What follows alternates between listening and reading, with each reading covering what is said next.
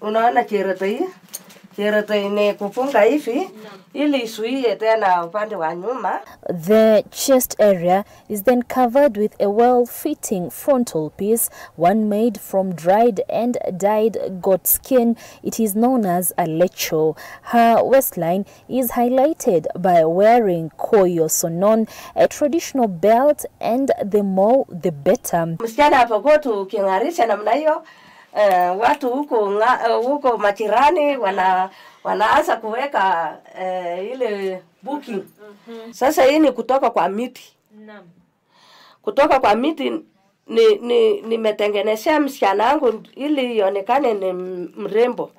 Finally, they don a beaded headband. They call it karimet. In addition to the colorful attire, the girls are to brighten their look with their warm smiles. They also apply traditionally prepared goat oil, moisturizing their melanin-rich skin. This is the way unmarried Pokot girls are dressed. And gentlemen, if you're interested in her, the cost is laid out. Kulingana sasa vile huyo msichana wangu hako, msichana huyu ni kuanzia ile pei wanapika ni ng'ombe 40. Ng'ombe 40. Na mbuzi 100. Ngamia 10. Tuko na wasichana waliumbwa na kuumbika. Wangu hata ukisimama na wewe sijui utakuwa namba ngapi lakini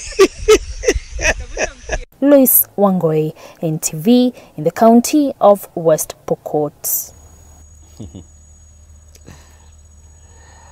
Well, let's just say as we say it on the streets, Lois Governor Jakwambia Poa. Anyway, now let's come back to, let's rather remain in this county of West Pokot. And as the government employs stringent measures to curb the spread of COVID-19, including a 20,000 shilling fine if found without a mask, various residents of this Kapenguria town specifically have also been enforcing them, though not all of them. And now we join Melita Oletenges, who is in Kapenguria town, to just give us a sense of what they feel about the COVID-19 war, as well as the BBI report. Tenges.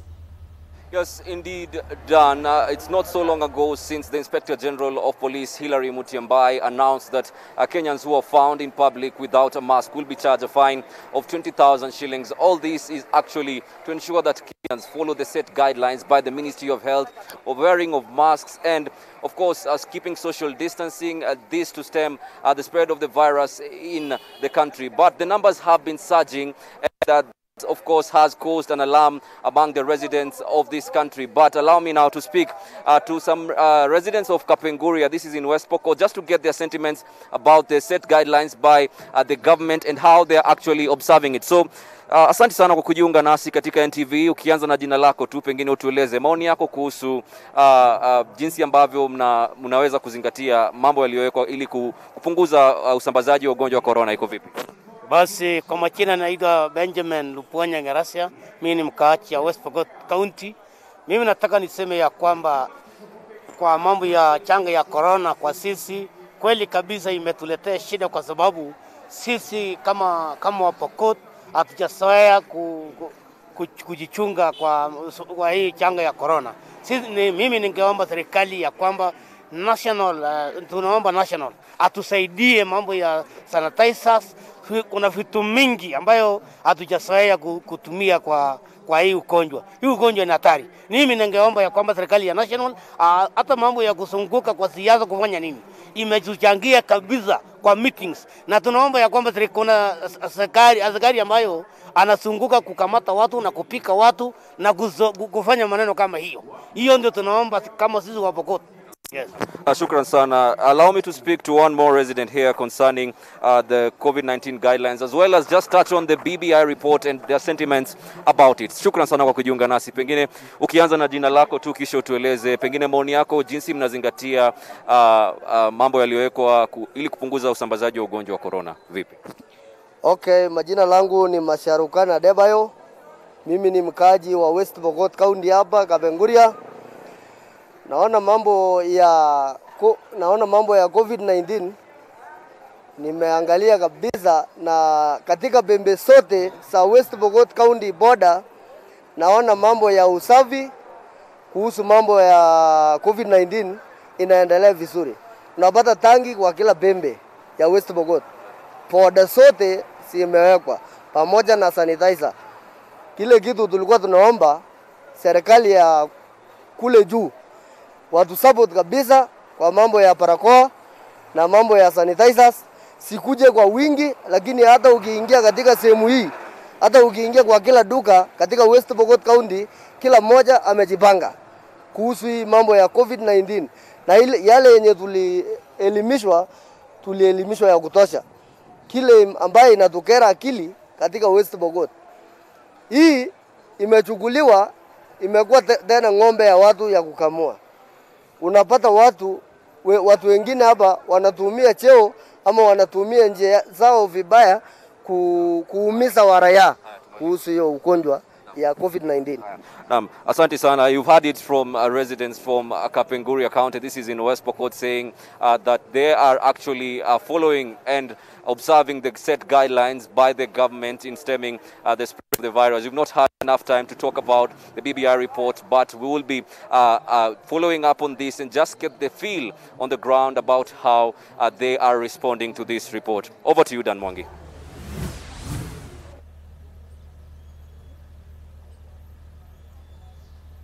Thank you very much, Tenges, for that, and we'll be looking forward to a story from you this evening. Some stories from you this evening which are quite interesting. You don't want to miss that. Now, residents of Ilodokilani, Kajiado West Sub-County, are an aggrieved lot after what they term as neglect by the government. They fought the Ministry of Interior over reckless abandon after a 7.8 million shilling construction of a newly gazetted sub-county failed to translate to service for the people. The offices of the Elangata Was sub-county remain unoccupied 3 years after construction, leaving residents to suffer in search of administrative services. They are a community whose life cannot be any more difficult. Access to water is a problem, and so is the means of transport. Roads are impassable, and that significantly affects their participation in nation building. We don't even have an inch of that tarmac road. Ni kwa nini sisi tubaguliwe? Je, ni haki sisi hatuna kama wale wengine? 20 primary schools ambayo tuko nayo katika ward ya Lodogolani na ward ya Magadi ni 5 tu ndio iko na stima. Zingine yote hakuna. As difficult as it is to get essential social services, the government appears to have money to spare. This building was constructed in 2017 after Elangata Was sub-county was gazetted on 21st July 2017. The offices, though modern and the picture of hope for the residents, remain empty with no personnel to serve the people. Kama vitambulisho, birth certificates, kuanzia Torosei kwenda mpaka Shombole, mpaka Gramatian mpaka uende Kisamis. From Torosei to Kisamis again is another 130 kilometers away. Na mtu wa Torosei akitaka kitambulisho, either wa contribute pesa yao, waleta watu huko kwa ground na gharama ya pesa yao. And so it seems the more things change, the more they remain the same. And now the residents have had enough and are demanding the government make sense of the senseless waste of resources and make their investment count for something. The construction of the administration block has costed the government 7.8 million shillings. According to the residents, a deputy commissioner and other staff members were posted in the station and recalled a week later, leaving them in limbo. Charity Mwangi, NTV.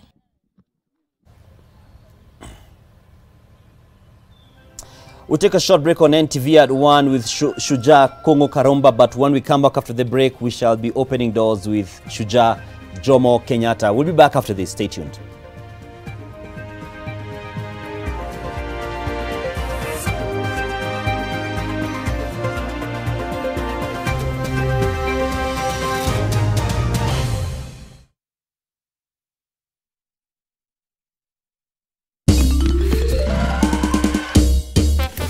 Sona moja imetengenezwa kwa njia spesheli ili kupambana na maumivu kwa haraka. Sona moja ina aspirin kama kiungo. Sona moja, kitulizo kamili. Maumivu yakizidi, pata ushauri wa daktari. food go together beautifully at GMC Place. Enjoy our succulent meals in a serene setting with a varied choice of fun games for the little ones. Cup it up with a cuppa or a cocktail, all available to your taste. Discover the joy of a warm pool by diving into the Blue Oasis heated pool. Or at GMC Place, the fun never ends. Make your reservation today on 0701 560 560. I wish I could have soft and glowing skin. New Geisha Black Soap with activated charcoal to give you soft and glowing skin. New Geisha Black Soap and New Geisha Moringa. At Jumia, it's Black Friday every Friday. Over 1,000 amazing deals and discounts every day. Jumia Black Fridays, even crazier with DTB. Oh my, oh my, oh my days. Life is wonderful. Life is wonderful. Life is wonderful. Life is wonderful. Never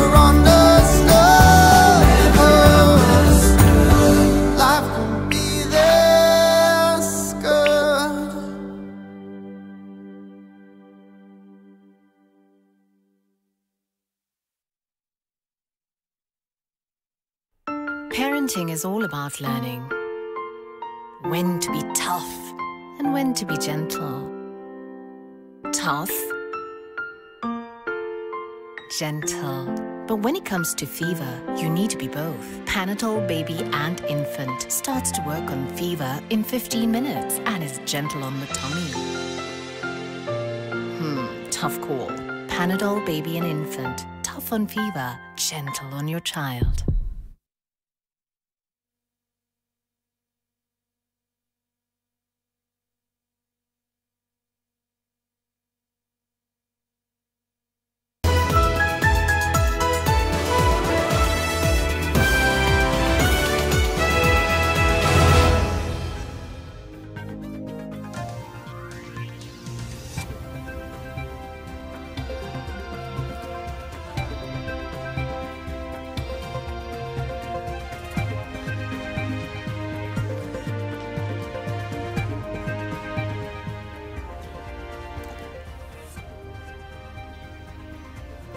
Welcome back to Ntv At One on this Discovery edition in the county of West Pokot, county number 24.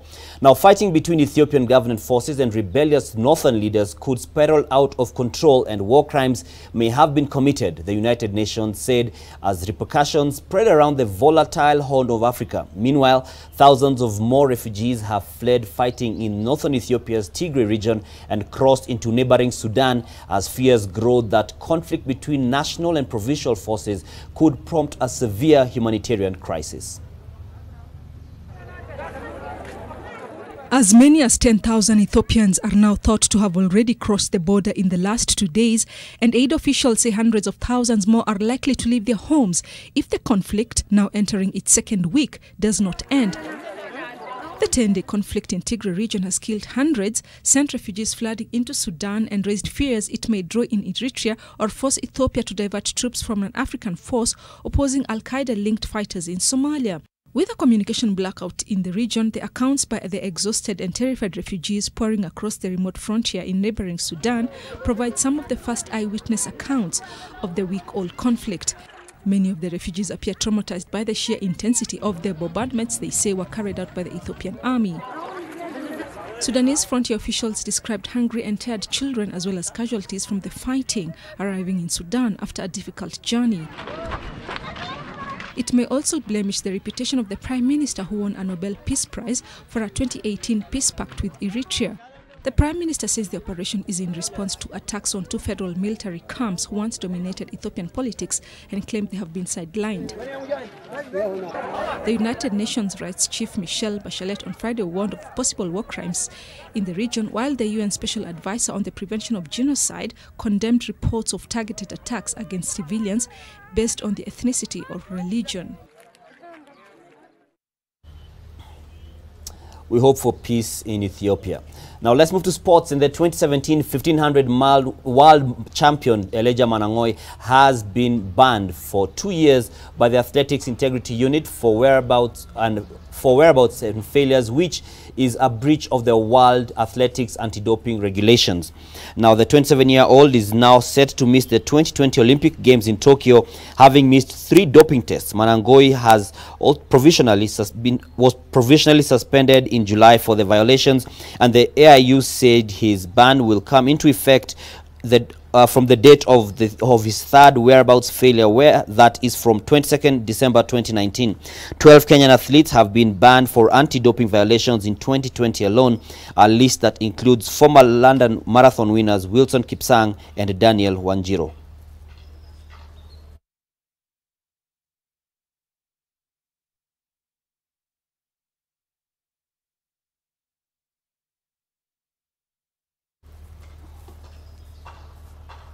Now, following the 2019 Japan Rugby World Cup, in which South Africa clinched the title for the 3rd time under novel circumstances, interest in the sport has risen worldwide, with the number of avid fans increasing by a whopping 138% since last year. This according to a research done by data analysis industry leaders Nielsen. The significant increase in the perceived attractiveness of the sport is also inspired by the rise of women's rugby around the world. The women's game is on the rise, with interest in established markets up to 45% and in emerging markets up to 27%. New Zealand won the title for the 2nd time in the 2017 women's final by beating England 41-32.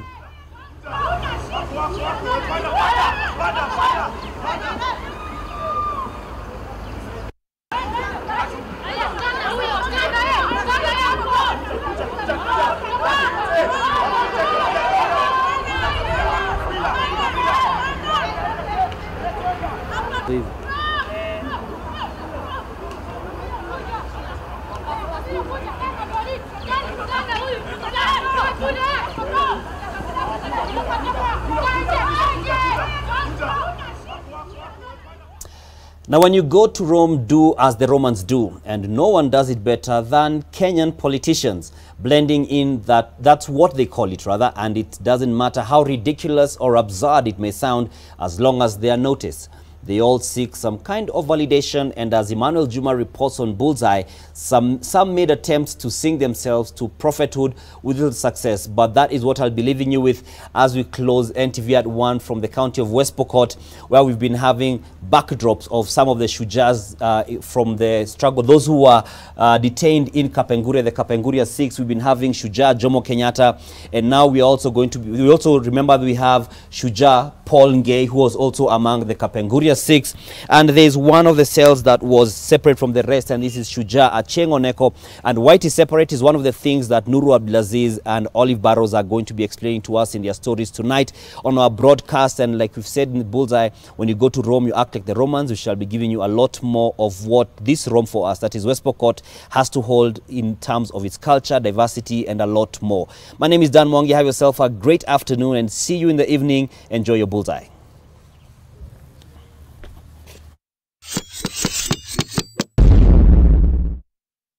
Hold me by your righteous right hand.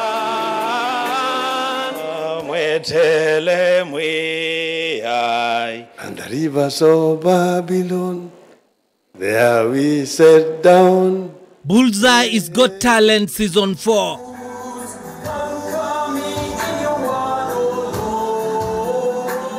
Ladies and gentlemen, hold your breath for the green man Isaac, but don't score just yet. Hear them out again.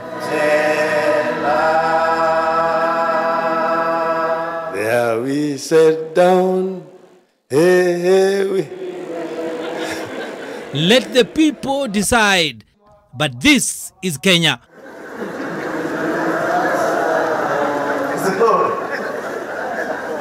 Even where they know how the scores should be, there will still be no consensus. A word that's becoming increasingly hard to come by. We must never close any window or door to consultation, to negotiation, to consensus building. We tried to reach consensus. We did not. Even if your brother, Ruto, does not want to come to the fold, go seek him. Namna gani? Ikiwa kama bwana na bibi hawezi kuishi pamoja, shughuli gani? Kibwana is not giving up. Raila, honorable, I know you have led us a lot to the Canaan. And when you get there, I will be your Joshua. Wait a minute, Kibwana. You seem to be rearranging the political order. You said you were taking people to Canaan. I was Joshua, Kalonzo was the Caleb. Aha, you see? My brother here, Professor Kibwana, wants to be a prophet. When he thinks Baba goes to Canaan, he becomes a Joshua. But we all try to be prophets. But of course, they have a vision. So they say, and if you have a vision, you are a prophet. Introducing Prophet UK. Like Moses in the Bible, who sat at the top of Mount Nebo and saw the future that the people of Israel were about to cross into the promised land. I too have seen our future. And what do you see? A Kenya where no capable person will wallow in poverty because of poor governance. See, Steve, we are in safe hands. Some false prophets, some good prophets, some not so much of prophets, but here. So, what do you want? I think it's about time this country also tried a lawyer for president. I was just thinking about it. Right, but let's revisit that botched journey to Canaan. Gakuta mamba. Kaluza Kalonzo tufanye namna gani? Tukahangaika sana, tukarudi milima mingine inaitwa Uhuru Park. Senator Wambua knows something about that journey. You said that you will serve one term, and then in 2022, you will support Kalonzo Musyoka for the position of president of this republic. You're saying Raila alisema nitafanya miaka mitano alafu nitawachia Kalonzo. Nimefanya miaka mitano. Baba, I'll tell you the truth. Baba, you can say all the Babas you want, but Baba has spoken. Hiyo ni siri yangu kati mimi na Kalonzo. Hold me back. And from the singing talents discovery to pronunciation. For example, Word Weekly for Paranya will take everything else except capability. Capability. Could another Luya man please help? Takuwa na ombudsman. Na ombudsman mimi ninasema hivi. Watu wanapinga na ombudsman atakuwa answerable kwa Chief Justice. Kama ni mimi ombudsman angelikuwa answerable kwa president. Emmanuel Juma, Bullseye, NTV.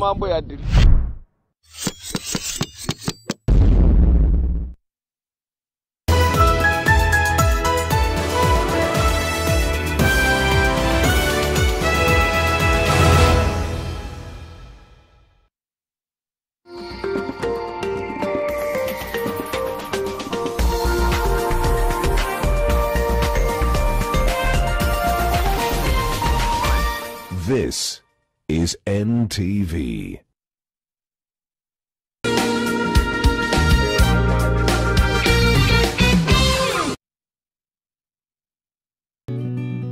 I help women find independence by training them in fish farming. It's tough on my back, joints, and can cause headaches. Panadol Extra relieves multiple types of pain. If symptoms persist, seek medical advice.